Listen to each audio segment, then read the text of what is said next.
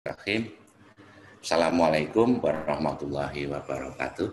Waalaikumsalam warahmatullahi wabarakatuh. Alhamdulillahirabbil alamin.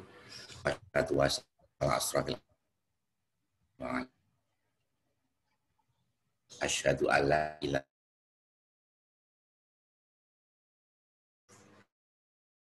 illallah wahdahu la syarika lahu ala kulli syai'in qadir.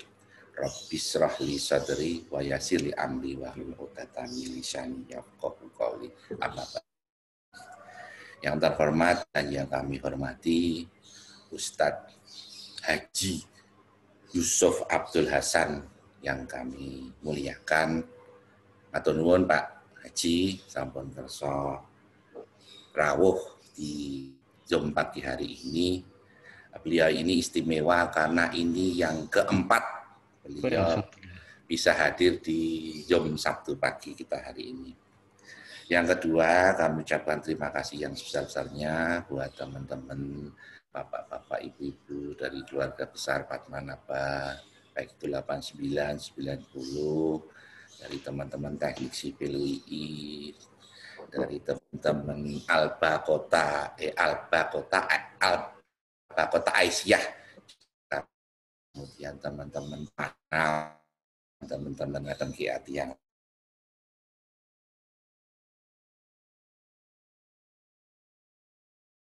Ta'ala rahmat taufik hidayah dan inayahnya sehingga pada hari ini kita semua diberikan nikmat sempat, nikmat sehat, diberikan panjang umur, bisa join bergabung di Zoom Sabtu pagi pengajian Ngadem Kiati. Tak lupa kita Nabi Agung Muhammad SAW beserta seluruh keluarga dan sahabat-sahabatnya yang telah memberikan manfaat dan syafaat kepada kita sampai akhir hari ini. Monggo pengajian pagi hari ini kita mulai dengan baca basmalah bersama-sama. Bismillahirrahmanirrahim. Untuk selanjutnya monggo Pak Haji, waktu kami persilahkan. Assalamualaikum. Assalamualaikum warahmatullahi wabarakatuh. Alhamdulillahirrahmanirrahim. Wassalatu wassalamu ala ashrafil anbiya'i wal mursalin Muhammad alihi wa sahbihi ajma'in wa ba'du. Faya ibadallah ittaqullaha haqqa tuqatihi la tamutunna illa wa antum muslimun. Pak ibu-ibu jamaah Zoom Sabtu pagi rahimakumullah, nyuwun ngapunten tidak bisa menyebut pun alhamdulillah sudah berkenalan cuma dengan satu jamaah Pak Zahrul. Mudah-mudahan kapan-kapan saya bisa makan untuk bersilaturahmi, menambah panjang rezeki dan usia. Sebagaimana topik ini. Alhamdulillah, panjatkan syukur kehadirat Allah Subhanahu wa Ta'ala. Di bimbingan, lindungan, dan insya Allah hidayahnya, sehingga tetap dalam agamanya, keimanan terhadap Allah sampai akhir hayat kelak. Salawat dan salam kita pohonkan kehadirat Allah, kita mohon kehadirat Allah. Semoga senantiasa dilimpahkan kepada junjungan Nabiullah Rasulullah Muhammad Sallallahu Alaihi Wasallam, kepada seluruh keluarga beliau, para tabi'in, dan kepada seluruh umat beliau sampai akhir zaman kelak. Terlebih-lebih sejauh ini kita masing-masing diberi kesempatan untuk mengarungi kehidupan di dunia ini sampai akhirnya kita berada di penghujung tahun 2020. Segera setelah ini 5 hari lagi insya Allah kita akan memasuki tahun baru 2021. Pada kesempatan ini mohon izin mengajak para jemaah semuanya untuk melakukan perenungan, mengadakan refleksi atas perjalanan hidup masing-masing sampai akhirnya pada hari ini, dan insya Allah masih diberi kesempatan oleh Allah untuk tahun-tahun mendatang. Saya awali dengan ayat 68 Quran surat Yasin, surat nomor 36. A'udzubillahi minasyaitonirrajim. Wa man nu'ammirhu nunakkishu fil halqi afala ya'qilun. Kurang lebih artinya, dan barang siapa kami panjangkan umurnya, kami mengembalikannya dalam penciptaan, maka tidakkah mereka berpikir?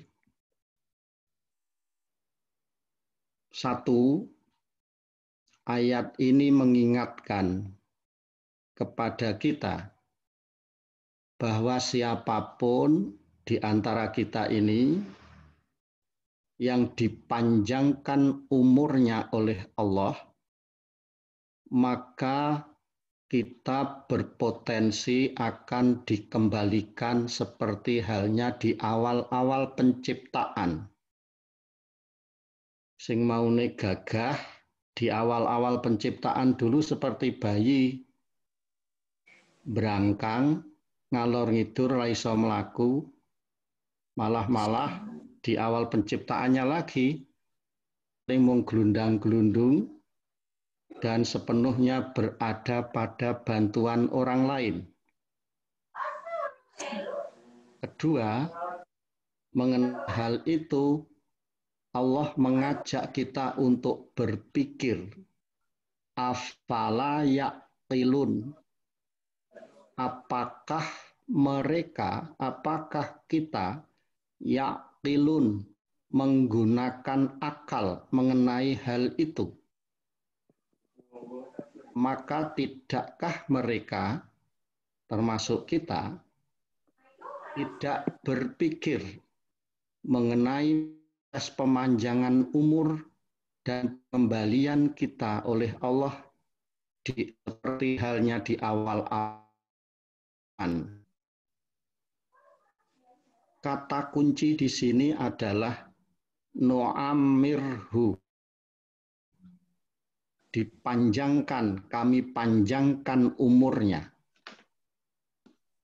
Ayat dalam Al-Quran ada beberapa yang senada, saling garis menggaris bawahi. Bapak Ibu bisa membuka Al-Quran surat Fatir, surat nomor 35 ayat 11. A'udzubillahi minasyaitonirrajim. Wallaha khalaqakum min turabin summa min nutfatin summa ja'alakum azwaja wa ma tahmilu min unsa wa la tada'u illa bi'ilmih wa ma yu'ammaru mim mu'ammarin wa la yunqasu min umurihi illa fi kitab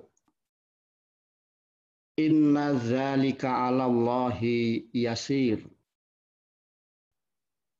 Dan Allah menciptakan kamu dari tanah, kemudian dari air mani, kemudian Dia Allah menjadikan kamu berpasangan laki-laki dan perempuan.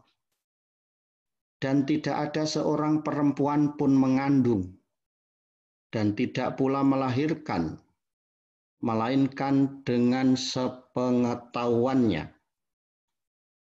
Dan sekali-kali tidak dipanjangkan umur seseorang yang berumur panjang, dan tidak pula dikurangi umurnya, melainkan sudah ditetapkan dalam kitab Lauh Mahfudz. Sesungguhnya yang demikian itu bagi Allah adalah mudah. Berapa sih umur kita nanti?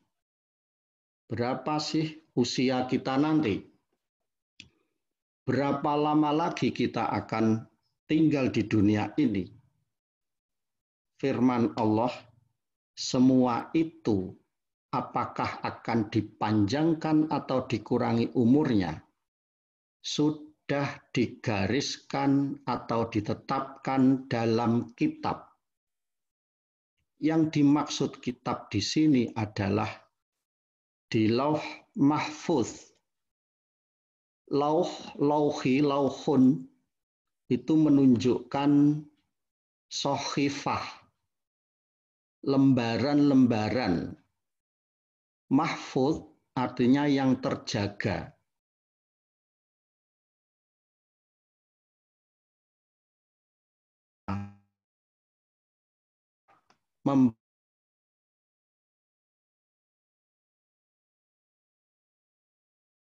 Kapan dia dipanjangkan umurnya dan kapan dia akan menemui ajalnya.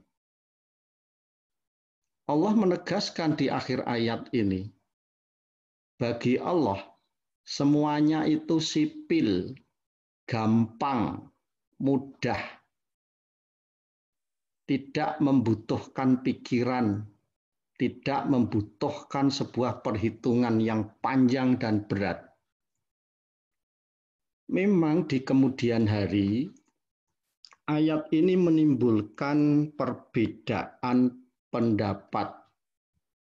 Satu pihak yang kemudian disebut di dalam sejarah sebagai aliran Qadariyah, yang sepenuhnya meyakini bahwa ketetapan Allah itu mutlak. Ketetapan Allah itu mutlak, yang berarti manusia tidak memiliki kemampuan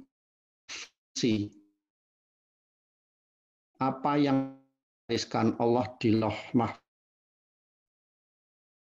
Tetapi segolongan umat Islam berbeda pendapat, dan pendapat mereka cenderung ke aliran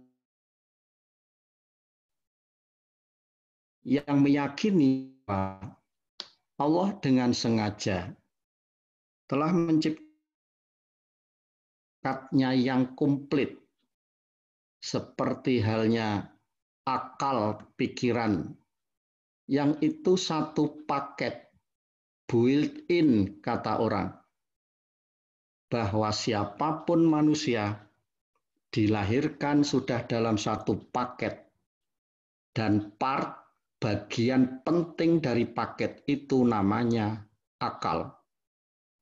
Yang dengan akal itu manusia memiliki atau sengaja diberi, dianugerahi Allah untuk menentukan bagaimana nasib hidupnya di dunia.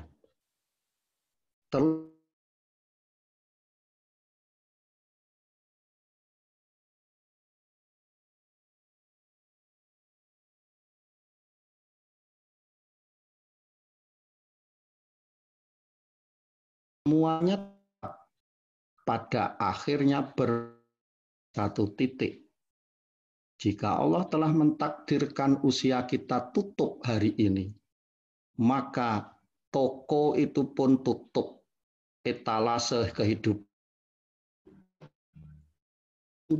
yang terkunci akan dibuka kembali, kecuali atas izin Allah. Hal yang senada terdapat di dalam Quran surat Al-Hajj, surat nomor 22 ayat 5. A'udzu billahi minasyaitonir rajim. May yutawaffa wa minkum may yuraddu ila ardhalil umuri. Dan di antara kamu ada yang diwafatkan, dan ada pula di antara kamu yang dipanjangkan umurnya sampai pikun. Senada dengan ayat sebelumnya, ada dua hal penting di sini. Pertama, ada kemungkinan kita oleh Allah diwafatkan, entah kapan kita semuanya tidak mengetahui. Kemungkinan kedua, kita dipanjangkan umur kita sampai pikun. Kata kunci di sini adalah yutawaffa, diwafatkan. Atau yang kedua, arzal umuri, umur yang tetapi kun. Dalam bahasa Indonesia disebut juga dengan istilah tua bangka. Istilah yang sangat tidak enak didengar di telinga. Ada juga disebut dengan istilah tua nyanyuk. Nate mireng boten Pak Dudi. Tua nyanyuk itu ya sudah. Tua tetapi sudah tidak memiliki kemampuan apapun. Seperti di awal penjelasan saya tadi, dikembalikan mirip di awal-awal penciptaan. Namung saged wonten tempat tidur, glundang-glundung, amit beol di tempat, makan di dulang, kehilangan orientasi waktu, tidak mengenal. Jika itu berada dalam waktu yang cukup lama, Allah tidak juga mengambil nyawanya, maka pasti itu akan memberatkan orang-orang di sekitarnya. Tapi jika Allah mentakdirkan seperti itu, kita bisanya apa?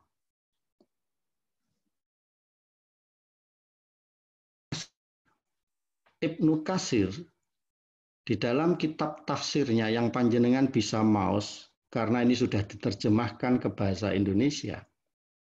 Saya cuplik ketika beliau menafsirkan ayat ini. Beliau mengatakan usia yang paling hina ialah usia pikun. Dalam usia tersebut, seseorang lemah tubuhnya, tidak berkekuatan, akal serta pemahamannya pun lemah pula. Semua panca inderanya tidak normal lagi, dan daya pikirnya pun lemah. Oleh karena itu di ayat tadi, surat Al-Hajj ayat 5, ditutup atau dilanjutkan dengan firman ini, likaila ya'lama min ba'di ilmin syai'a, supaya dia tidak mengetahui lagi sesuatu pun yang dahulunya diketahui. Nyun sewu rumiyin bapak kula saderenge sedo. Kalih kula nika sampun boten tepang melih. Kula niku anak ini bapak kalih kula niku basa Jawa mlipis. Kula teka niku ditakoni panjenengan sinten? Lah kula lak putrane bapak to. asma panjenengan sinten daleme pundi gitu.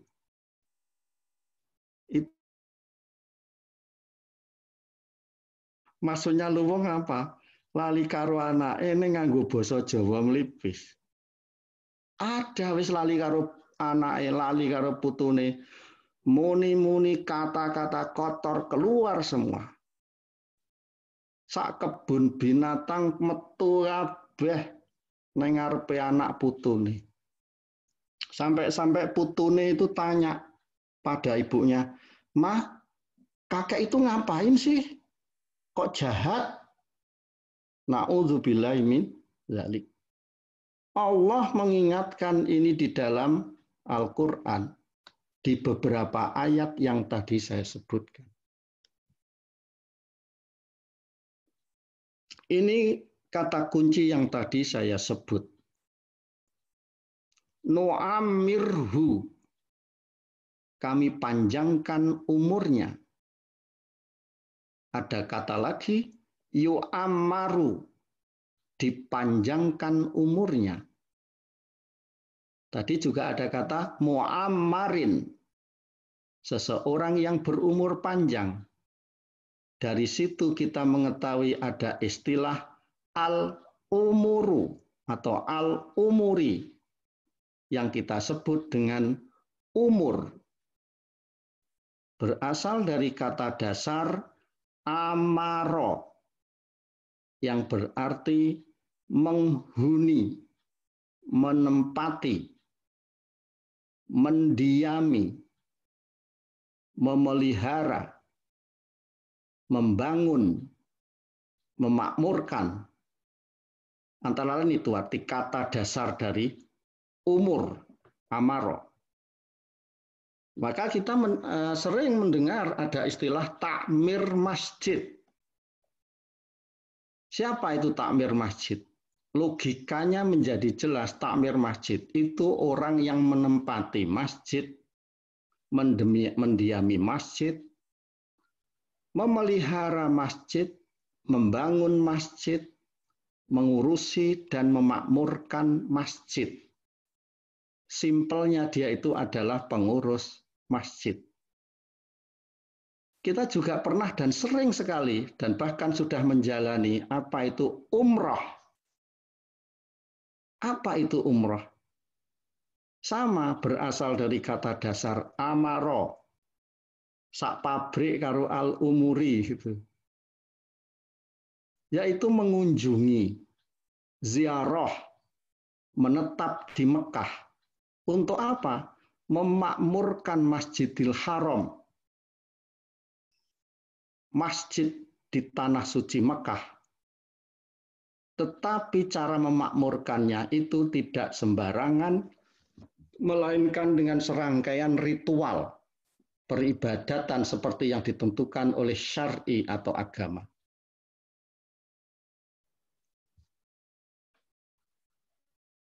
Istilah memakmurkan itu bisa kita temukan di Quran surat At-Taubah ayat 9 surat At-Taubah surat nomor 9 ayat 18. A'udzubillahi minasyaitonir rajim. Innama ya'muru masajidallahi man amana billahi wal yaumil akhir wa aqamas sholata wa ataz zakata wa lam yakhsha illallah fa'asa ulaika ayyakunu minal muhtadin. Yang saya warnai putih. Innama ya'muru. Lagi-lagi kita ketemu dengan kata dasar amaro tadi. Diartikan ya'muru masajidallahi, yang memakmurkan masjid-masjid Allah. Di kata kunci amaro, makmur, umur, mu'amir, nu'amir. Dari situ kita bisa melacak, menelusuri arti dasarnya.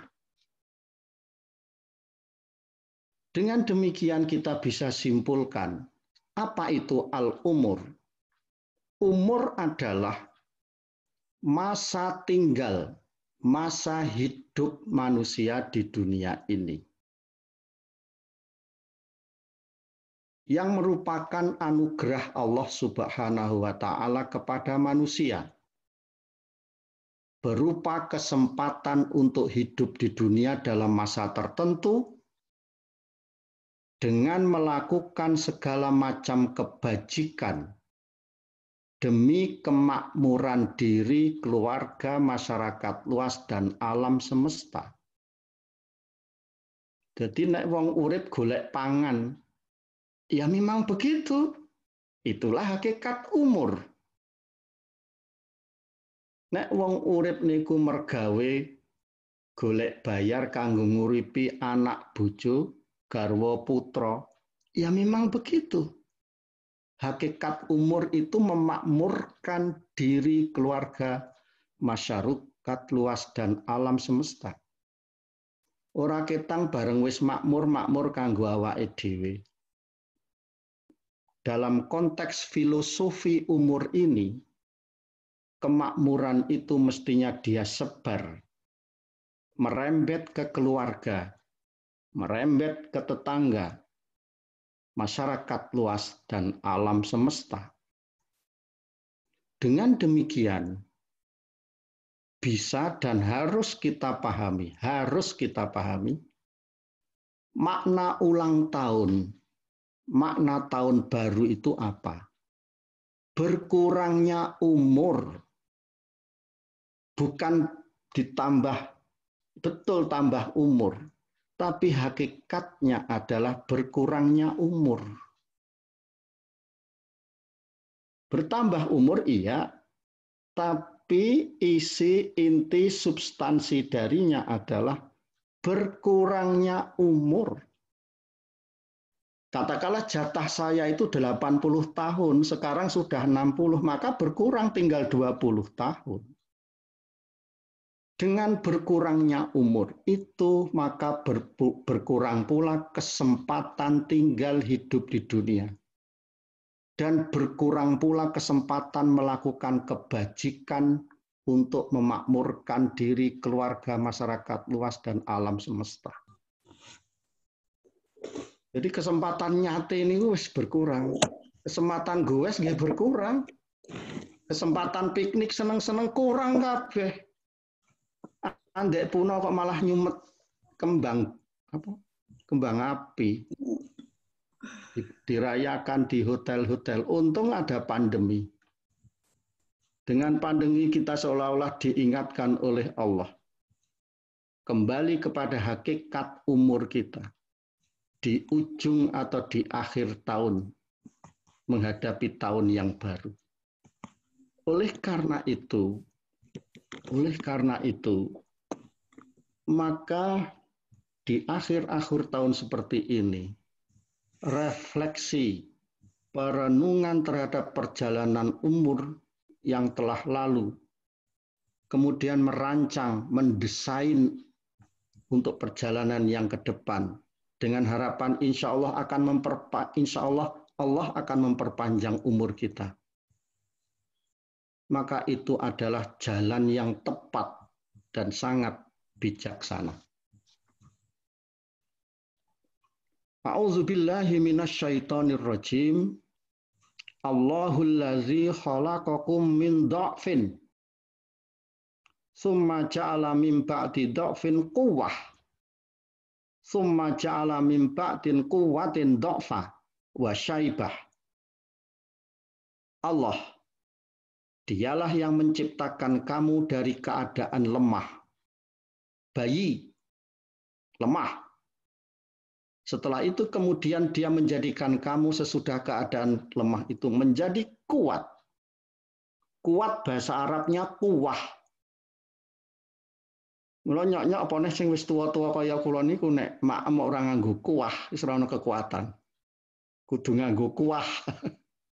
Nek ora nganggo kuwah niku wis lemes. Dadi nek mung sate niku wis keseret-seret ning nek wis nganggo kuah berarti tongseng napa tengkleng wis dadi kuat. Napa meneh niku lho, sate napa tengkleng ngisor waru lowanu niku. Monggo Pak Zahrul, katuran tindak lowani kula jajake tengkleng. Mumpung isih kuat niku, isih kuat. Tetapi kemudian dia menjadikan kamu sesudah kuat itu lemah kembali dan berubat. Pun ajeng ngeyel napa jenengan? Ambo ajeng disemer-semir, semar-semir. Uban tetap ubat. Tidak bisa dipungkiri lagi.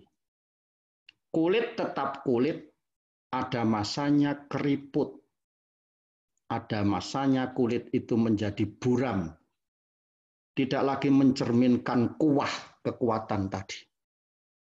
Panjenengan imut-imut menika pangandikan Allah surat Ar-Rum ayat 54.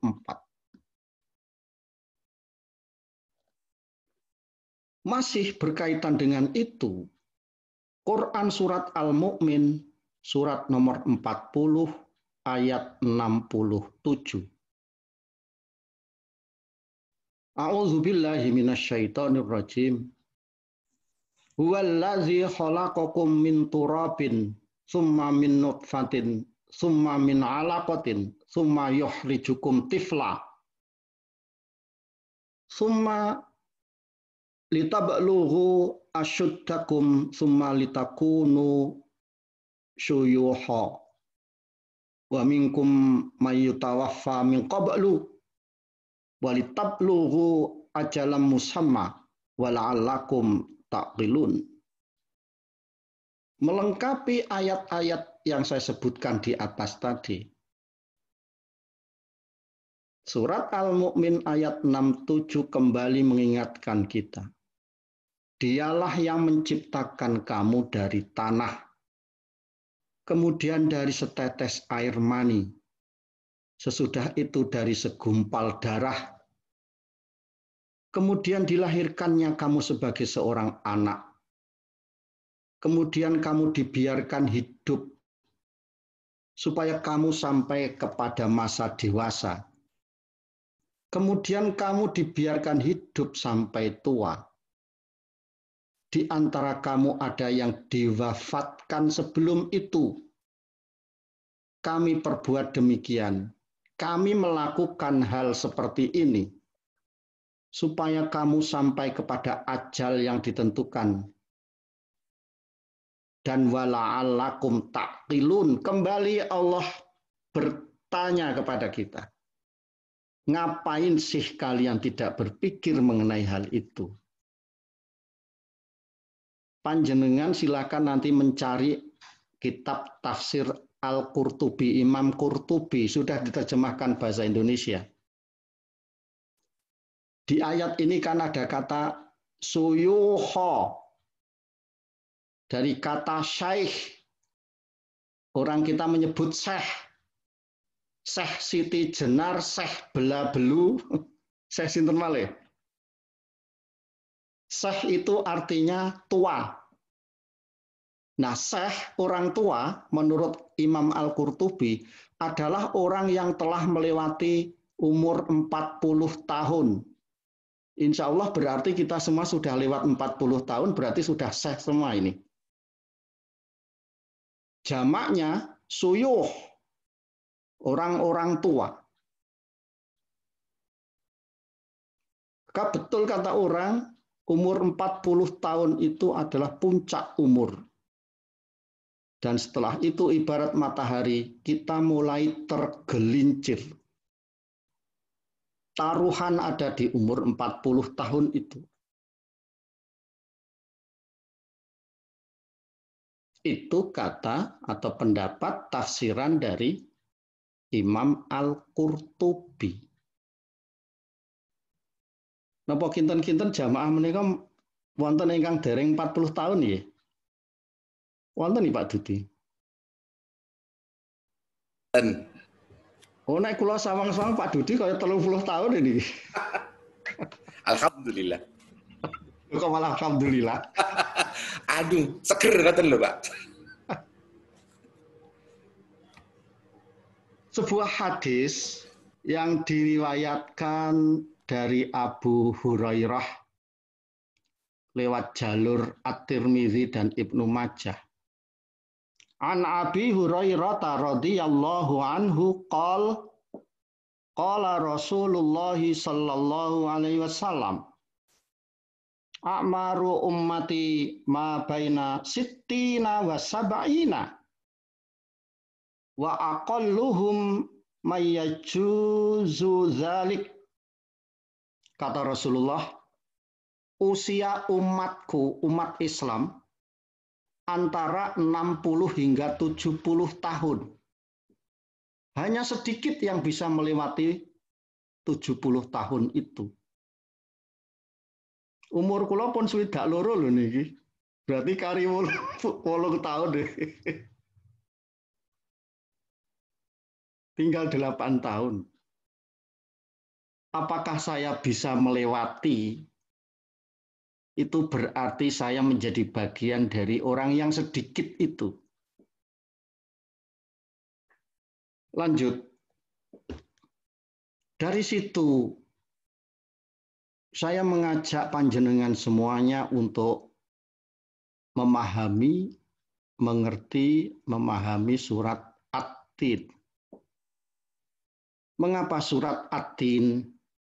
Karena di sini nanti ada penafsiran dari beberapa ulama yang penafsiran itu cocok atau cocok sekali dengan kajian kita. Terlepas dari itu perbedaan pendapat di karangan ulama.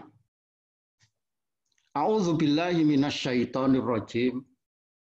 Wat-tin waz-zaitun wa turi sinin wa hadzal baladil amin. Laqad khalaqnal insana fi ahsani taqwim. Summa radadnahu asfala safilin. Illal ladzina amanu wa amilus solihati falahum ajrun ghairu mamnun. Fama yukadzibuka ba'du biddin alaisallahu bi ahkamil hakimin. Demi buah tin dan buah zaitun, demi gunung atau bukit Sinai, dan demi negeri Mekah yang aman ini. Sungguh kami telah menciptakan manusia dalam bentuk yang sebaik-baiknya. Kemudian kami kembalikan dia ke tempat yang serendah-rendahnya dalam kurung neraka, kecuali orang-orang yang beriman, mengerjakan amal soleh, maka mereka akan mendapatkan pahala yang tidak ada putus-putusnya. Maka apa yang menyebabkan mereka mendustakanmu tentang hari pembalasan setelah adanya keterangan-keterangan itu? Bukankah Allah hakim yang paling adil? Pertama, panjenengan setitekke nggih, kok setitekke? Panjenengan nyun sewu kersa ngamati. Surat At-Tin ini dimulai dengan sumpah. Wawu di depan wa, watin, wazaitun, waturi sinin, wahadzal baladil amin. Wa, huruf fa itu namanya wawu sumpah. Bahasa Arab pun wawu kosam. Kosam itu sumpah. Mengapa? Karena wawu di sini menunjukkan sumpah. Watin, demi atau sumpah tentang buah tin. Allah menggunakan sumpah di sini dengan menyebut nama makhluknya. At-tin, buah tin itu kan makhluk ciptaan Allah. Zaitun itu makhluk ciptaan Allah. Turi sinin, tursina, gunung, bukit itu ciptaan Allah, makhluk juga. baladil amin, negeri yang aman.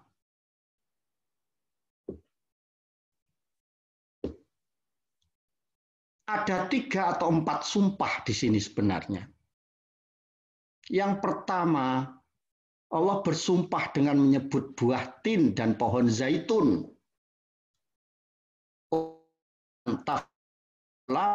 Itu menuju ke Palestina, ke Baitul Maqdis.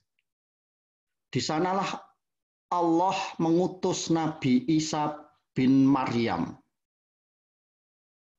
Kemudian sumpah berikutnya, sumpah tentang Bukit Tursina atau Gunung Tursina. Disinilah lokasi Allah bercakap-cakap langsung dengan Nabi Musa alaihissalam.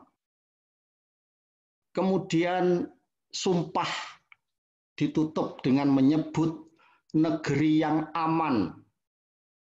Semua mufassir ahli tafsir menyebut yang dimaksud negeri aman, yang aman ini tidak lain adalah Mekah. Barang siapa yang masuk ke sana terjaminlah keamanannya. Disinilah lokasi Allah mengutus Nabi Muhammad. Maka kesimpulan pertama yang bisa panjenengan pahami, mengapa Allah bersumpah dengan menyebut beberapa lokasi ini? Para ulama tafsir mengingatkan kita, jika Allah bersumpah dengan nama-nama makhluknya, itu menunjukkan bahwa lokasi itu lokasi yang sangat amat penting. Karena di lokasi-lokasi itulah sejarah manusia terbentuk. Disitulah Allah mengutus 3 nabi, rasul. Selain itu ada beberapa catatan. Sumpah dengan menyebut nama makhluk itu adalah hak Allah. Tetapi haram hukumnya jika makhluk seperti kita manusia ini bersumpah dengan menyebut sesama makhluk. Karena hakikat sumpah itu hak Allah, maka harus dikembalikan kepada Allah. Jika saya bersumpah kepada Pak Dudi, sumpah demi Gunung Merapi deh. Gunung Merapi itu makhluk. Saya yang bersumpah manusia, makhluk. Haram hukumnya manusia bersumpah dengan menyebut makhluk. Kalau mau bersumpah, kembalikan sumpah itu kepada Allah. Demi Allah. Titik. Tidak tawar-menawar. Ini menyangkut keimanan atau akidah yang sangat mendasar. Maka hati-hati, karena ada orang yang bersumpah itu demikian seperti ini. Demi Allah dan demi Rasulullah. Ditambah embel-embel Rasulullah. Demi Allah betul, tapi demi Rasulullah, maka Rasulullah itu hakikatnya adalah makhluk. Maka jika bersumpah, kembalikan kepada Allah saja. Berikutnya yang juga sangat penting. Jika Allah bersumpah di dalam Al-Quran, banyak ayat soalnya. Wal wasyamsi, demi matahari. Wal fajri, demi fajar. Wal duha, demi duha. Wal asri, demi waktu. Dan masih banyak lagi. Bisa panjenengan catat. Jika Allah bersumpah, itu pasti Allah akan menyampaikan kebenaran sesuatu yang sangat penting. Saking pentingnya apa yang akan disampaikan Allah itu, Allah menggunakan sumpah. Ini mboten benten kalih awake dhewe nek panjenengan kula panjenengan niku ajeng nuturi putrane nggih Pak nggih Bu. Sumpah sumpah nduk, nek kowe ora salat neraka. Mengapa kita melakukan sumpah?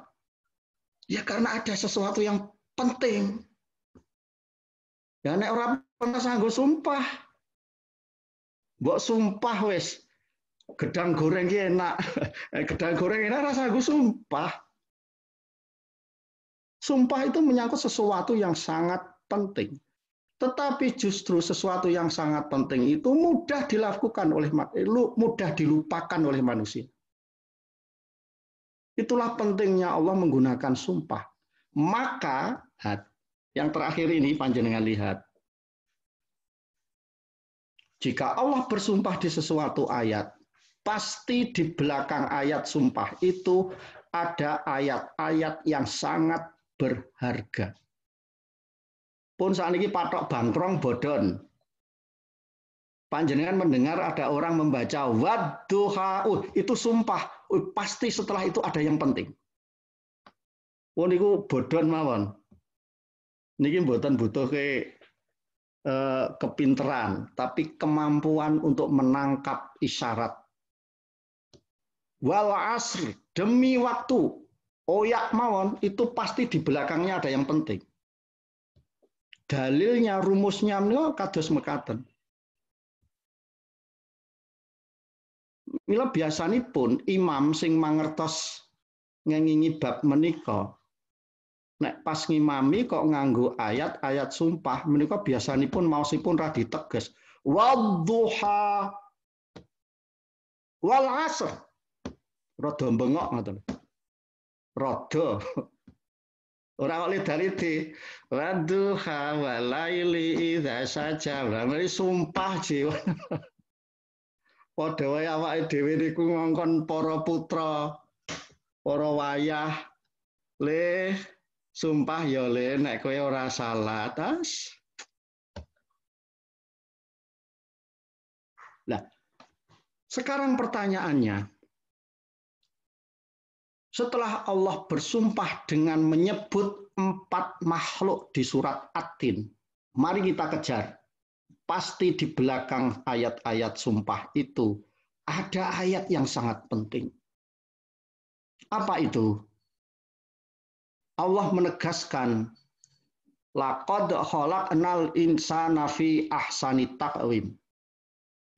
Sungguh-sungguh benar-benar kami ciptakan manusia fi ahsani taqwim, dalam sebaik-baik bentuk. Itu yang pertama, yang penting. Tidak terbantahkan, benar adanya. Itu makna sumpah. Ahsani taqwim. Ada yang menafsirkan manusia itu menjadi sosok makhluk dalam sebaik-baik bentuk lahiriah atau jasmani. Tangane loro, sikile loro, napa sirahe siji jan sebaik-baik bentuk niku. Irunge bolongane mengarah ke bawah, coba nek bolongane mengarah ke atas. Cobi nek saumpama jenggote jenggote Pak Zarul niku tengcengel ora wagu tenan to iki. Gimana? Sikut kok mesti saben tangan siji ya. Nek sak tangan loro sikute niku pripun cobi. Jadi setiap wong niku gadah 4 sikut. Kok dengkule jenengan teng riku nggone? Wonten sing mikir mboten? Saniki dipindah mawon sikute teng sikil, dengkule teng tangan pripun gitu. Kok kuping niku mesti teng samping kiwa tengen, ora teng ngarep kali teng mburi, napa teng dhuwur kali teng isor. Pun niku mboten kena dibantah. Ahsani taqwim. Kedua, manusia menjadi makhluk yang memiliki harmoni, keserasian jasmani dan rohani. Boten namung jasmani pun sing serasi. Tadi sudah saya sebut, tapi rohaninya juga serasi. Secara rohani, psikis, psikologis, satu, manusia itu punya yang namanya kognisi. Kognisi itu pusatnya di akal, di otak. Di situ tersimpan kemampuan-kemampuan kognitif. Berpikir, mengingat-ingat, menjumlah, menganalisis, mendeskripsikan, mendefinisikan. itu kognisi. Mila nek wong mikir-mikir, wong mengingat-ingat, mesti sing dicekel bathuke, diremet-remet mesti bathuke. Kenapa? Karena asumsinya itu otak itu ada di dalam kepala. Jadi nek kula teng stasiun apa teng terminal ketemu kanca lawas, kula ingat-ingat lupa sapa ya? Kula tutuk-tutuk ngeten iki bathuk kula, sapa kowe iki? Karena yang bekerja memang otak. Lho nek kula ketemu wong teng pasar njuk kula lali sing kula tepuk-tepuk bokong kula. Napa akal otak kula nu wonten teng bokong lak mboten to nggih. Kedua, ada kemampuan namanya afeksi. Berkaitan dengan emosi, perasaan. Hadir, panjenengan hadir di Zoom ini yang bekerja siapa? Hati panjenengan. Afeksi panjenengan. Begitu panjenengan mendengar uraian dari saya berpikir, kognisi panjenengan yang bekerja. Belum lagi terkait dengan kemauan, keinginan, kehendak atau konasi, konatif. Jika kemampuan-kemampuan rohaniah, psikologis ini bercampur, bergerak menjadi sesuatu kekuatan, luar biasa faedahnya.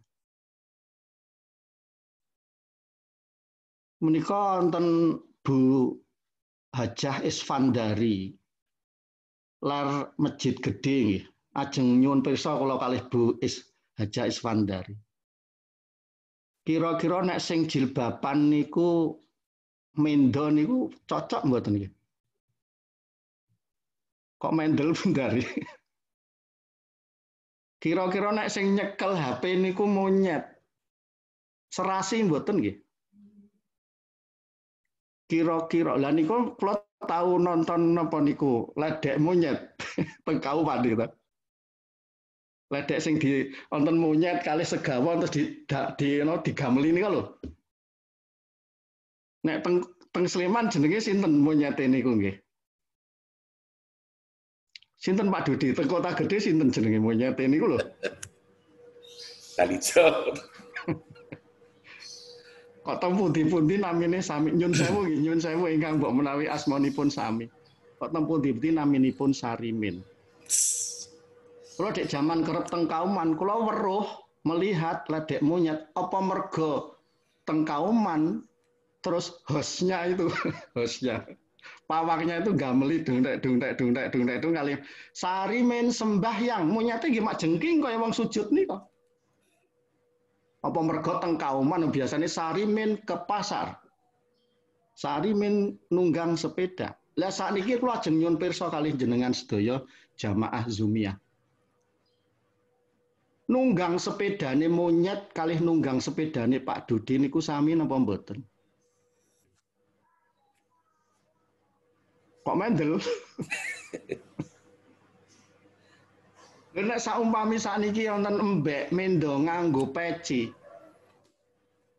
Nganggo pecine sik mendo kalih nganggo pecine kula niku sami mboten.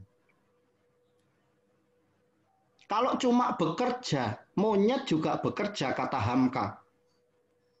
Tapi bekerjanya manusia memiliki nilai yang lebih utama. Lebih dari sekedar bekerja.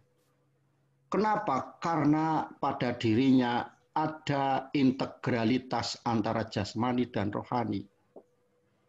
Maka manusia itu menjadi ahsani takwim karena memiliki akal yang tidak dimiliki makhluk lain. Yang dengan akal itu manusia menjadi satu-satunya makhluk yang memiliki kemampuan menciptakan peradaban. Saged bangun omah, bangun jembatan, menemukan handphone, satelit, dan semua teknologi yang sekarang kita nikmati. Ahsani takwim. Apa mungkin karena akalipun sampun majeng nunjuk apa-apa dikorupsi ya? Gawe jembatan aspale dikorupsi. Ono bantuan sosial terus dikorupsi. Saking pintere mbok menawi. Kemudian manusia menjadi makhluk dengan derajat paling tinggi di antara makhluk-makhluk Allah lain. Ini yang penting.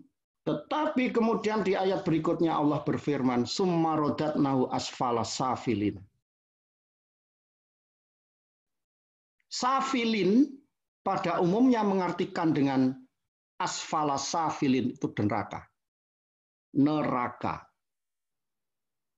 Dari kata safala yasfulu, safila yasfalu, safula yasfulu, suflan, siflan, safalan.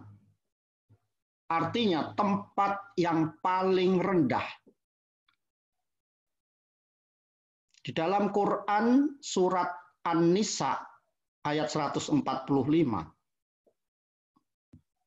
Di situ diartikan asfala safilin itu adalah neraka yang paling bawah yang disebut dengan al-hawiyah. Menurut tafsiran Al-Qurtubi. Kemudian ulama lain menafsirkan surat At-Tin ini ayat 5. Tempat yang serendah-rendahnya yaitu neraka. Tetapi ada hadis riwayat Ibnu Jarir, Al-Aufi dan Ibnu Abbas yang mengatakan tempat yang rendah yang dimaksud di surat ini adalah usia tua, bangka, dan pikun.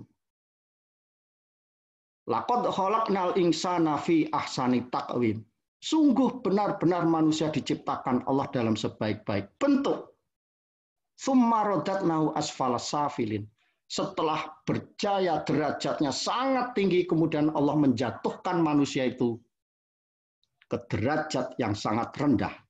Tinggal pilihan panjenengan mau tafsir yang mana. Dikembalikan ke neraka atau dimasukkan ke dalam neraka, tempat yang paling rendah. Atau panjenengan menggunakan tafsiran ini. Kembali menjadi berusia lanjut, menjadi tua, bangka, dan pikun. Apapun tafsiran panjenengan, maka asfala safilin itu sebuah metafora. Apa? Manusia oleh Allah bisa jadi dijerembabkan ke dalam kehinaan, kerendahan martabat atau derajat. Apakah wujudnya tua bangka pikun? Apakah wujudnya kelak di akhirat masuk hawiyah atau neraka jahanam? Yang tidak enak ketika di dunia sudah tua bangka pikun, di akhirat masuk neraka jahanam. Na'udzubillahi min dzalik. Ketika Hamka menafsirkan ayat 5 surat At-Tin, saya tulis ini penuh, saya baca pelan-pelan. Demikianlah Allah mentakdirkan kejadian manusia itu. Sesudah lahir ke dunia, dengan berangsur tubuh menjadi kuat dan dapat berjalan. Akal pun berkembang sampai dewasa, sampai di puncak kemegahan umur. Kemudian itu berangsur menurun badan tadi, berangsurlah tua. Berangsur badan lemah dan pikiran mulai pula lemah. Tenaga mulai berkurang, sehingga mulai rontok gigi. Rambut hitam berganti dengan uban. Kulit yang tegang menjadi kendor. Telinga pun berangsur kurang pendengarannya, dan mulailah pelupa. Kalau umur itu masih panjang juga, mulailah padam kekuatan akal itu sama sekali, sehingga kembali seperti kanak-kanak, sudah minta belas kasihan anak dan cucu. Malahan ada yang sampai tua pikun tidak tahu apa-apa lagi. Inilah yang dinamai arzalil umur, tua bangka atau tua nyanyuk. Ini bahasa Minang. Sehingga tersebut di dalam salah satu doa yang diajarkan Nabi Shallallahu Alaihi Wasallam agar kita memohon juga kepada Tuhan, jangan sampai dikembalikan kepada umur sangat tua, al-haromi dan pikun tadi. Di sini kata-katanya al-haromi, bukan haromi. Ha di sini dibaca ha. Al-haromi itu artinya tua bangka atau pikun.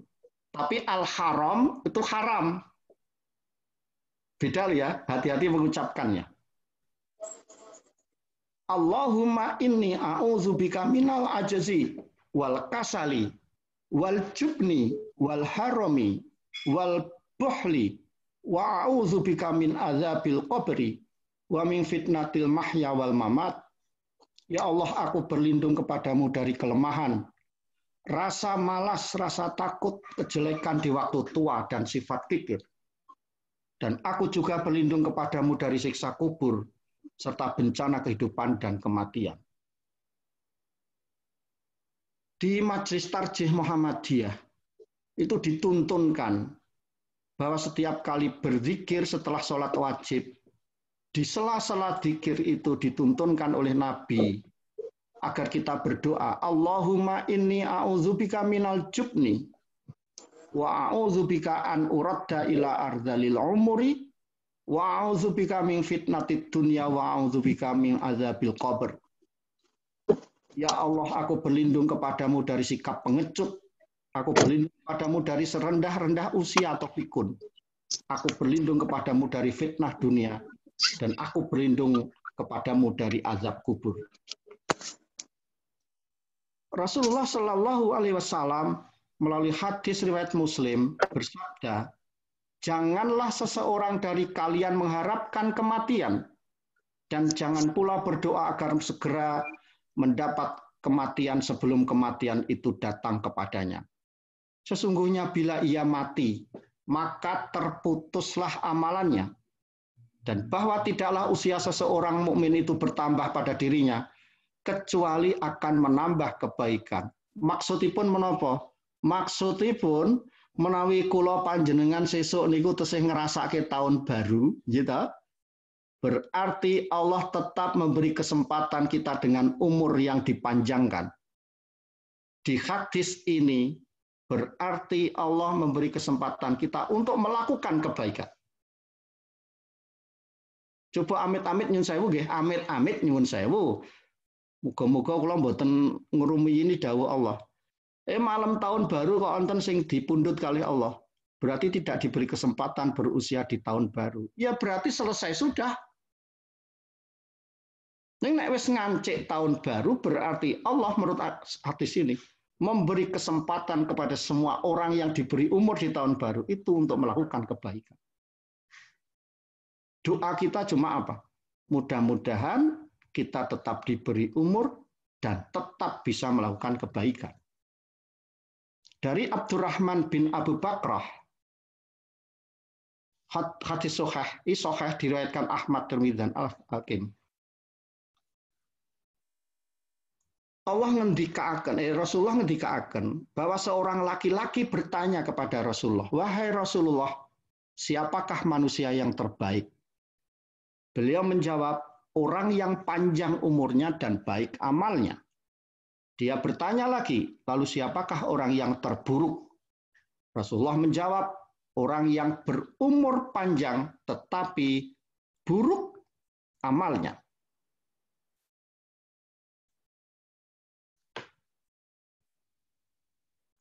Sekedap malih Bapak Ibu. Oleh karena itu, beberapa amalan penting yang insya Allah akan menemani kita di masa usia tua ini adalah mengutamakan yang wajib, menambahkan amalan-amalan sunnah, memperbanyak zikir, istighfar, bertaubat, menjalin silaturahmi, jangan lupa olahraga dan rekreasi. Rekreasi di sini tidak mesti harus ke suatu tempat. Panjenengan mendengarkan sesuatu yang menggembirakan, itu rekreasi. Panjenengan mendengarkan lelucon-lelucon, tapi lelucon-lelucon yang tetap pada porsinya, itu rekreasi. Olahraga tidak mesti harus ngguwes sampai kemana. Itu Mbak Dari itu sukanya ngguwes sampai mana-mana. Jangan lupa membaca Al-Quran. Nah ini, jangan lupa menghadiri majelis ilmu seperti pagi ini. Rasulullah mengingatkan kepada kita, Allah tidak akan menerima argumen kepada seseorang yang Allah tunda ajalnya hingga mencapai 60 tahun. Maksudnya apa ini? Maksudnya begini, kalau Allah itu, kata Rasulullah loh ya ini, saya mencoba menjelaskan, jika Allah itu telah menganugerahi kita umur sampai 60 tahun, lalu setelah itu kita menyia-nyiakan umur kita, ya, saya ulangi pelan-pelan, jika Allah telah menganugerahi kita umur panjang sampai 60 tahun, tetapi kemudian kita menyia-nyiakan Allah, kelak kita mati, terus bikin alasan pada Allah. Maka kata Rasul, Allah tidak akan menerima alasan kita. Cara Jawi ini pun, cara Jawi ini pun niku nek basa kula. Ah, kowe wis tak wenehi umur 60 tahun neka-neka. Ah, gawe alasan apa-apa ora tak tampa. Nyun sewu sinten menika ingkang sampun usianya 60 tahun. Maka jika kemudian ada indikasi kita menyia-nyiakan usia, kok dipundhut Allah, di depan Allah kita banyak argumen. Wah kula niku momong putu, wah jan bapake ora iso disambi. Wah niku bocah-bocah niku wah perno-perno urusane. Pun Allah mboten badhe mirengaken alasan utawi argumen kula panjenengan. Ini betul-betul hadis pangandikan Allah yang tok leh napa wontenipun. Mudah-mudahan ini menjadi pengantar yang baik memasuki tahun baru. Punten kula niki wonten gambar menika lho. Pak Dudi menika. Ini saumpama diparingi usia panjang, kemudian diparingi kemakmuran, apa kita juga akan melakukan hal-hal yang tidak pantas? Sampai orang kemudian bertanya ke kita, mereka lupa Tuhan itu ada. Utawi menika nyun sewu, menika namung gegojekan ning parikena nggih mugi-mugi nggih. Nah niku. Aku nggak mau hidup tanpa warisan, Mas. Nah, sing bojone si lanang nggih bingung tenan. Menutup pengajian pagi ini, saya mengutip hadis riwayat Muslim. Qalbus syaikhi syabun ala hubbis nataini hubbil aisyi wal mal. Masih ada orang yang sudah berumur tapi memiliki hati seperti anak muda. Dua hal, apa itu? Cinta berumur panjang. Panjang angan-angannya. Aku sok nek wis pensiun, aku tak buka tabungan, aku arep lunga ning Singapura. Wis ben anak putu sing ngurusi ya bojone dhewe-dhewe. Aku sesuk nek dawa umurku aku tak nyoba kayak tuku iki. Nah, itulah penyakit orang yang berumur, cinta harta. Mekaten para jamaah Zumiyah. Mugi-mugi menapa ingkang kula aturaken nuju prana dan bisa memberikan wawasan mengenai diri kita masing-masing, terutama dalam hal pengelolaan umur. Senyampang ini kita akan mengakhiri tahun 2020 dan insya Allah menginjak 2021. Aqulu qauli hadza wa astaghfirullahal azim li wa lakum. Innahu huwal ghafurur rahim. Billahi taufik wal hidayah. Wassalamualaikum warahmatullahi wabarakatuh. Waalaikumsalam warahmatullahi wabarakatuh. Alhamdulillahirrahmanirrahim. Matur suwun Pak Haji Yusuf atas tausiahnya. Mak jelep niki. Kula pun diweling kalih mbok niku ora kena nangis lho. Iya. Monggo kita niki angsal bertaken-taken to niki. Dumugi jam pinten Ustaz? Mboten sak kata-kata nggih. Nggih. Dumugi jam pinten riyen? Sing mboten nyuwun pirsa kula dongake mlebu surga. Amin. Nggih. 3 pertanyaan nggih Ustaz. Nggih nek iso kula nyak siji mawon. Oke. Niki mesti penonton kecewa niki nek setunggal niki. Mengko nek dereng saged kula jawab, kula nyuwun wekdal pertemuan berikutipun nggih. Oh nggih, alhamdulillah kamila. Sakjane niku wae sing ajeng kula tangletke ning kula mboten sketsa. Nggih, monggo kita buka sesi pertanyaan ya. 2 dulu nggih Pak Ustadz. Nggih. Nggih, monggo yang pengen bertanya silakan sebut nama dulu. Nah menika wonten yang saking Bekasi menika. Nggih, monggo. Om Bayu. Yang mau bertanya silakan. Menika sampun ingkang sampun mesam-mesem Bapak utawi Mas Winengku menika. Nggih. Om Winengku mau bertanya silakan Om. Saya mau bertanya Om Dudi. Oh, nggih, monggo Mbak Dewi. Pertanyaanipun datang Om Dudi napa datang kula? Kula mboten pajeng. Monggo Ibu. Mbak napa Ibu ya? Mbak Dewi. Ye, Assalamualaikum warahmatullahi wabarakatuh, Ustaz. Monggo nggih. Ya, saya mau bertanya. Monggo. Qadarullah, suami itu kan sudah wafat. Innalillahi wa inna. Ye, jadi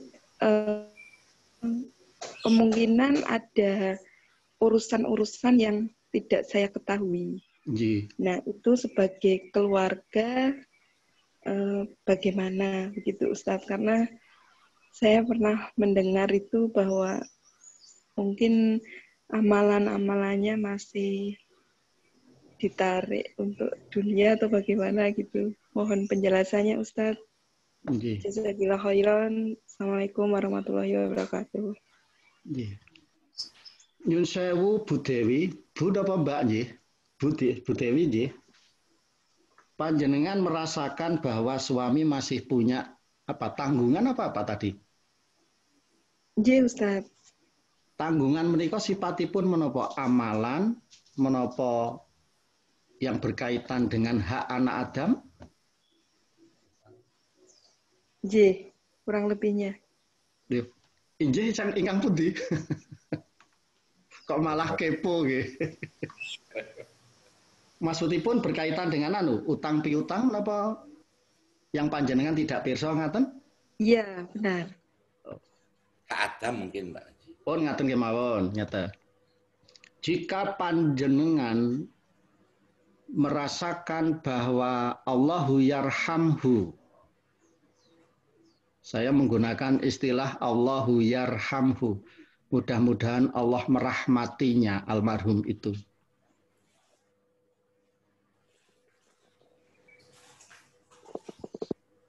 Kalau panjenengan merasa bahwa beliau masih punya tanggungan, satu, tanggungan yang berkaitan dengan hak anak Adam, utang piutang. Jika panjenengan tahu, maka kewajiban panjenengan selesaikan utang piutang itu. Lalu, bagaimana jika panjenengan cuma menerka-nerka? Kayane bapake kae sing diutang karo kae. Caranya satu. Panjenengan harus menelusuri langsung kepada yang panjenengan kira dulu almarhum Allahu yarhamhu berutang kepadanya. Menapa leres suami saya dulu punya utang. Bisa panjenengan langsung sendiri atau panjenengan bisa menyuruh orang jika panjenengan agak pekewuh. Entah sahabat dekatnya, entah saudaranya untuk menanyakan apa sih tanggungan suami Bu Dewi dulu. persis seperti beberapa orang yang mendatangi saya untuk menanyakan perihal tanggungan orang yang sudah meninggal itu. Nyun sewu Pak Yusuf, nalika panjenengan ngurusi jenazah Bapak nika, panjenengan ngedalaken yatra pinten kangge menapa? Sebab kula krungu rasan-rasane wong kae Pak Yusuf mbayari iki rung dibayar karo keluargane. Contoh nih nggih. Tetapi persoalannya, jika penelusuran itu tidak mungkin panjenengan lakukan karena orangnya jauh di luar Jawa atau mungkin orangnya sudah meninggal, maka kemungkinan yang bisa panjenengan lakukan adalah satu, angge sampun nyuwun dhateng ngarsa dalem Allah, ya Allah, mudah-mudahan semua tanggungan suami saya selesai di dunia ini dan panjenengan maafkan. Atau kemungkinan kedua, jika panjenengan kebetulan oleh Allah diparingi rezeki yang cukup, panjenengan bisa mengira-ira kira-kira utangnya berapa, lalu panjenengan kembalikan kepada keluarganya. Nyun sewu, kinten-kinten kok raos-raos kula, suami kula itu, suami saya itu dulu pernah berutang. Maka ini utangnya saya kembalikan ke panjenengan sebagai cucu atau sebagai anak. Itu semua kita lakukan dalam rangka menutup kemungkinan-kemungkinan beban yang harus disonggo oleh Allahu Yarham di akhirat nanti. Di luar itu kita tidak punya cara apapun kecuali hanya berdoa kepada Allah. Yang kedua, jika tanggungan-tanggungan itu bersifat amalan, yang itu banyak dikeluhkan orang. Pak Yusuf, istri saya itu meninggal, tapi dulu waktu hidupnya salatnya belum komplit. Apakah saya harus mengkodok? Nah, kebanyakan orang menganggap amalan-amalan yang dulu belum dilakukan oleh seseorang yang mati, maka jatuh menjadi bagian dari waris yang harus dikerjakan oleh anak cucunya. Menurut sebagian orang, anak cucu itu mewarisi amalan yang belum pernah dilakukan oleh. Tetapi sebagian pendapat yang mengatakan, yang menjadi tanggungan anak cucu atau keluarga itu amalan-amalan yang bersifat seperti nazar, hutang harta.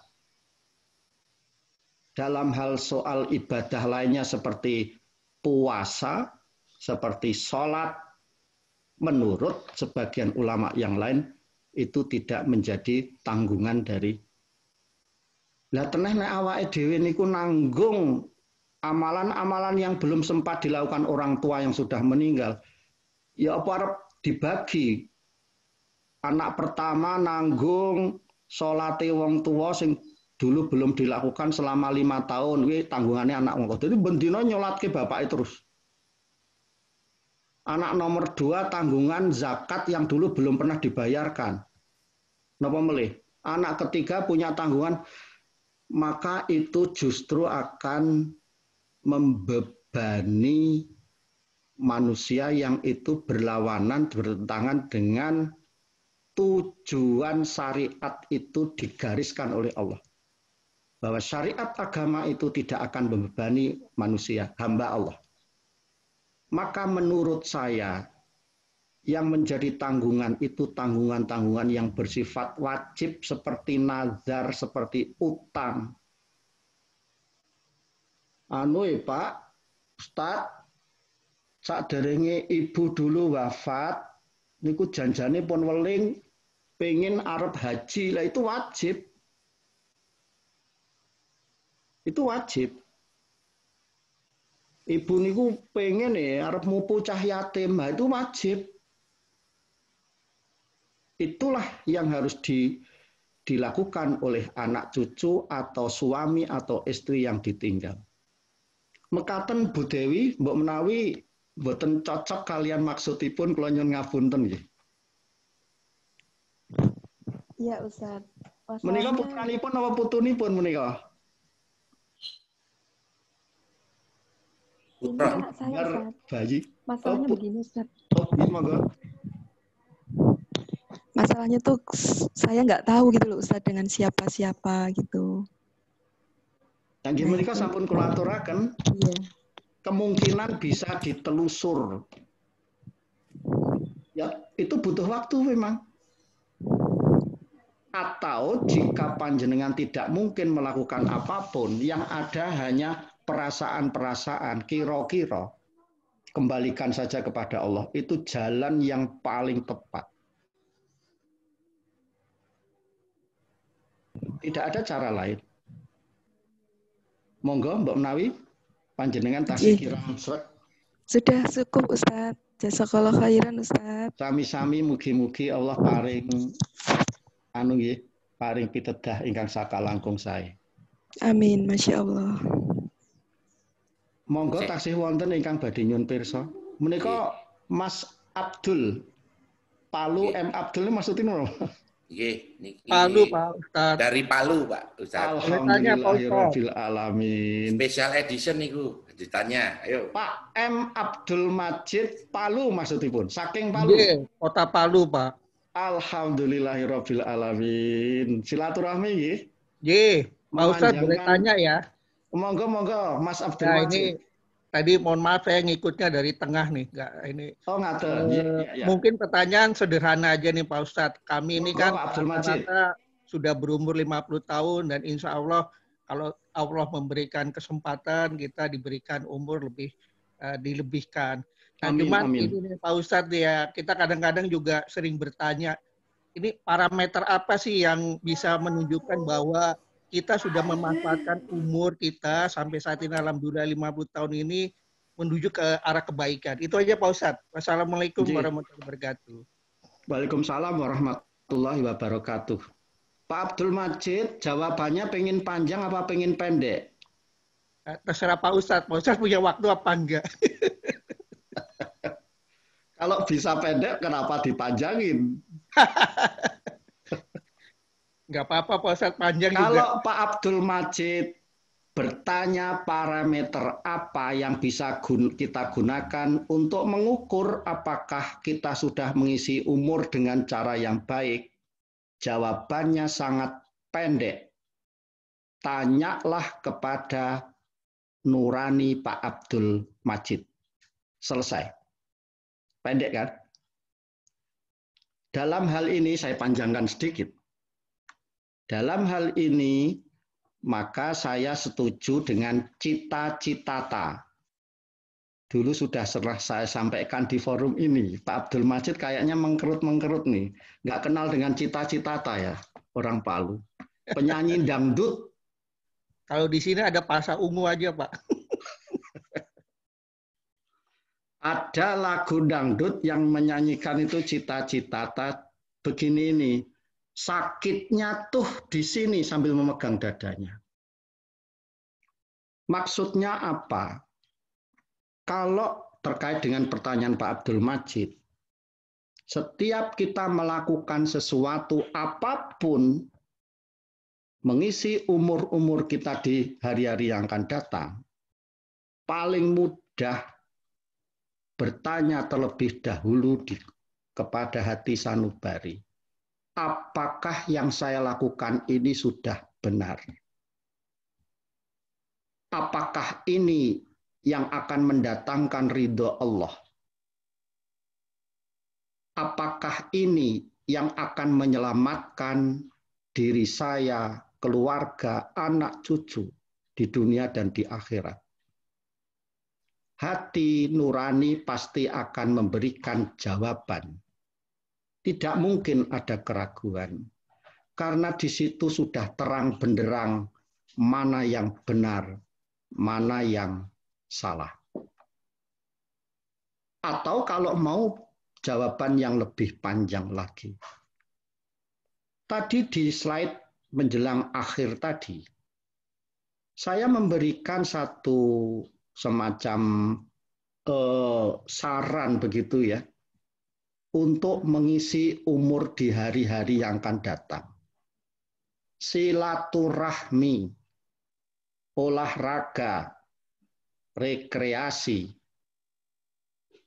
berzikir, beristighfar, menjalankan yang wajib-wajib, menambahkan dengan yang sunnah-sunnah, menghadiri majelis ilmu persis seperti pagi ini. Karena apa? Majelis ilmu itu akan memberikan tausiyah. Tausiyah populer itu berasal dari bahasa Arab. Tausiyah. Kata dasarnya wasso. Wasso. Dari kata wasso berkembang menjadi wasiat. Jadi bertausiah itu sama dengan berwasiat. Artinya apa? Memberikan pencerahan tentang kebaikan.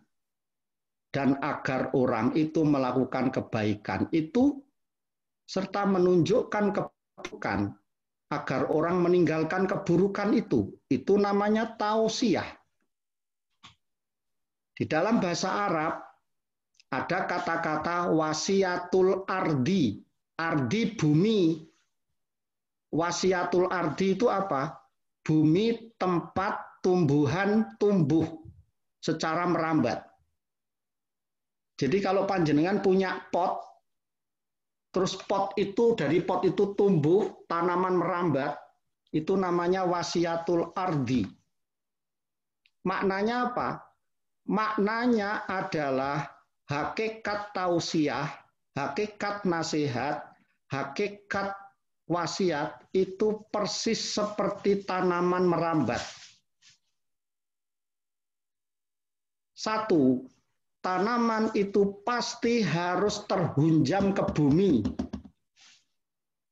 Kalau tanaman tidak masuk ke dalam bumi, dia tidak akan hidup. Yang kedua, tanaman itu merambat dan terus akan merambat. Kalau ada taman merambat, kok natap ke atas kena genteng, dia akan cari sela-sela untuk merambat. Itulah hakikatnya tanaman merambat dan itulah hakikatnya tausiah.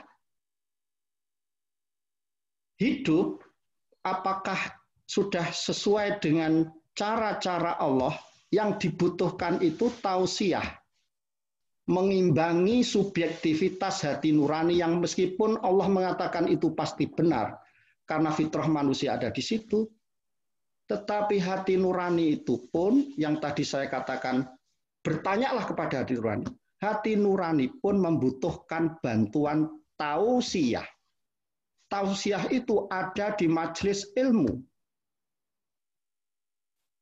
Maka apa yang ada di majelis ilmu, apa yang ada di majelis-majelis taklim, majelis-majelis pengajaran pendidikan agama seperti ini akan mempersubur dan mengokohkan hati nurani.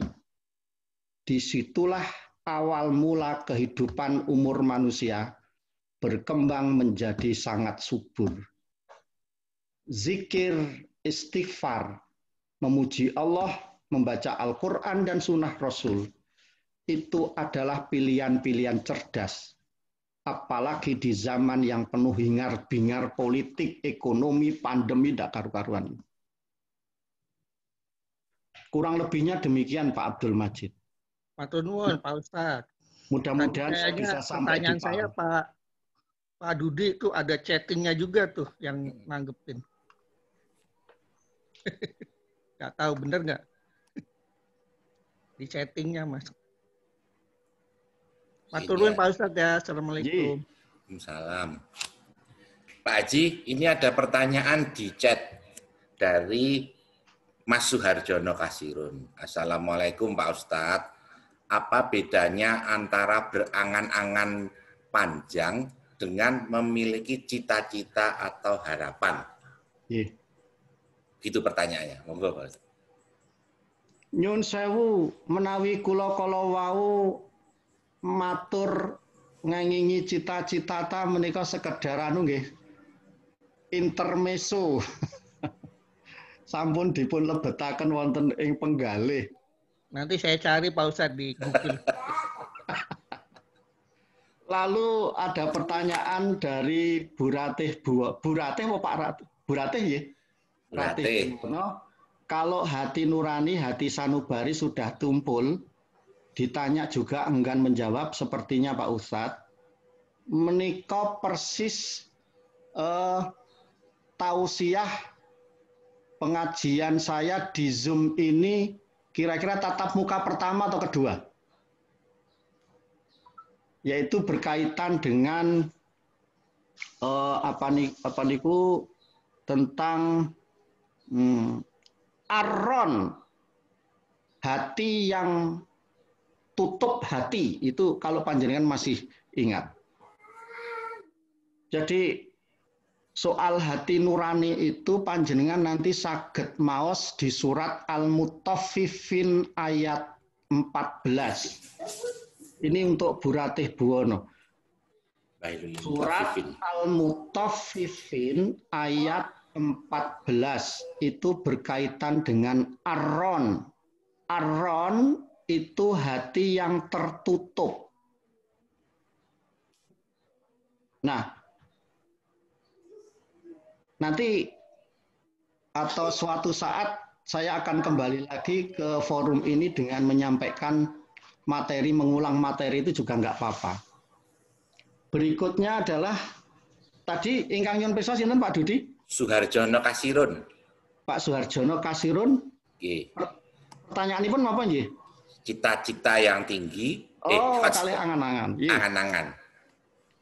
Angan-angan itu namanipun al-amani. Al-amani. Al-amani itu adalah cita-cita yang kosong. Halu nih Pak. Betul. Ya, semacam halu. Berangan-angan panjang. Sesuatu yang tidak mungkin dia capek. Tetapi dia inginkan. Kalau saya sekarang ini menggambarkan atau punya keinginan, kapan ya aku ditelepon karo Pak Jokowi? Mbok aku Pak Jokowi butuh wakil menteri pendidikan. Niki kula niku senes cita-cita niki angan-angan kosong. Sesuatu yang tidak mungkin terjadi. Mbok arep dikapak-kapak ra mungkin. Aja meneh wakil menteri, wong wakil bupati dereng tentu kok kula niku. Kenapa begitu? Semua itu bisa dilihat dari potensi dan kemampuan diri. Lalu kemudian dibayangkan jika sesuatu itu sudah kita pegang, kita jabat, membutuhkan potensi-potensi seperti apa? Tidak klop. Maka di dalam psikologi itu kita dituntut untuk bertanya kepada diri kita, who I am. Siapa sih diri kita ini? Sementara di sebelah sana, jauh di sebelah sana, ada yang namanya apa yang seharusnya. Antara apa yang seharusnya dengan apa yang sekarang ini ada, itu akan menjadi tolok ukur apa itu cita-cita dan apa itu angan-angan. Cita-cita di dalam hal ini adalah sesuatu keinginan jangka panjang yang kemudian diikuti dengan pertimbangan-pertimbangan yang objektif dan usaha yang mengarah ke cita-cita itu, lalu disertai dengan upaya-upaya spiritualitas seperti doa dan amalan-amalan yang diizinkan oleh agama. Lain halnya dengan cita angan-angan. Angan-angan itu sesuatu keinginan kosong. yang sekalipun tinggi tetapi cenderung untuk mengabaikan yang tadi saya sebut sebagai potensi diri, pertimbangan-pertimbangan objektif masuk akal. Agama melarang kita berangan-angan itu. Tetapi agama mendorong kita untuk bercita-cita. Saya bercita-cita masuk surga. Itu angan-angan apa cita-cita? Monggo saged ingkang badhe jawab. Saya mau masuk surga. Cita-cita. Cita-cita. Cita-cita dong Pak Ustadz. Masuk angan-angan. Bisakah saya masuk surga itu angan-angan? Tidak bisa. Ya bisa juga. Bisa kalau tidak diikuti dengan amal. Lho wong saya niku lho nggih, bendinane main gaple. Bendinane kula niku dereng rampung kok wau. Nek bojo kula ngelekke, Pak, salat. Jawab ngoten niku. Bapakne pengen mlebu surga, aku sesuk iki mlebu surga. Niku cita-cita napa ndobos napa angan-angan? Angan-angan ndobos. Nah, kanthi mekaten panjenengan saged membedakan mana yang itu cita-cita dan mana itu yang angan-angan. Cita-cita itu murni cita-cita dan itu adalah terpuji. Tetapi membutuhkan prasyarat-prasyarat yang jika prasyarat itu tidak kita penuhi, jatuhlah itu menjadi angan-angan. Dan itu berbahaya. Tetapi sesuatu yang semula itu angan-angan, bisa jadi kemudian berubah menjadi tujuan yang akan mengubah hidup kita. Lah kok jenengan iso dadi wong sugih pripun? Lah nggih niku mbiyen niku kula mboten duwe cita-cita dadi wong sugih. Lah sakniki mobil kula 7 kula nggih gumun. Ya karena pasti ada sesuatu yang menyebabkan dia seperti itu. Karena 7 mobil itu tidak blek tiba-tiba turun jejer-jejer teng ngarep omah. Mekaten Bapak Ibu, mugi-mugi menapa ingkang kula aturaken estu-estu menjadi bahan diskusi kita. Nah, menika wonten pertanyaan lainnya. Pak Ustadz, ada orang yang meninggal tetapi masih terjerat urusan ribawi selama hidup. Nyuwun penjelasan detail urusan ribawi lan termasuk dosa yang mana. Kula namung saged dengan jawaban singkat. Pun nek ngantos terjerat riba ngantos kondoripun, na'udzubillahi min dzalik. Tidak bisa ditawar-tawar lagi, di dalam Al-Quran sangat jelas apa ancaman yang dikenakan Allah kepada orang yang makan riba. Tidak hanya yang melakukan, pencatatnya pun terkena itu. Nanging nyun ngapunten menawi pareng menika wonten episode saklajengipun. Kok Mas Abdul Majid niku mantuk-mantuk ngerti basa Jawa ta niku? Saya kan dulu di Jogja Pak Ustadz. Di mana Pak Abdul Majid? Ini kan pengajian SMA Pak Ustadz. Oh ngaten nggih. Saya SMP SMA-nya di Jogja Pak Ustadz. Nggih, matur nuwun nggih sedayanipun nggih. Pak Eko Putranto, Pak Suharjono Kasirun, Bu Siti, Pak Winengku, Pak Bayu Widi, Bu Afifah Inayati, Bu Esti, Pak Utomo, Bu RM Rahmah, lalu Pak Heri Setiawan, menika wonten Pak Sutanto, nyuwun ngapunten, boten saged menyapa satu persatu. Bu Dian Asma, menika wonten Bu Dian nggih? Wonten. Alhamdulillah pinanggih malih Bu Dian. Nggih, Pak, sebenarnya saya punya pertanyaan tapi sudah telat nggih, Pak. Ya sudah episode berikut ya, Pak. Matur nuwun. Nyuwun ngapunten Bu Dian, nyuwun ngapunten. Tekap semanten samudayanipun. Terima kasih. Nyuwun ngapunten sedaya lepat kula. Assalamualaikum warahmatullahi wabarakatuh.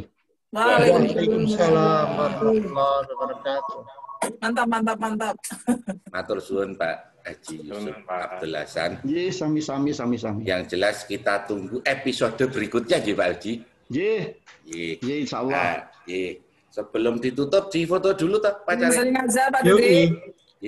Ini banyak teman Alba loh Pak Haji. Oh, ngaten nggih. Ada Bu Siti, ada Mbak Nafi, ada Om Nuki. Banyak lah. Oh. Alhamdulillah, nggih. Mbak Ida. Oh, nggih. Tunggu lo tausiahnya. Insyaallah, nggih. Insyaallah. Kula nyuwun pamit. Kedap. Di foto rumiyin. Oh, ngaten nggih. Foto rumiyin. Monggo, yang belum ada pic-nya. Yuk. Sudah, yuk. 1, 2, 3.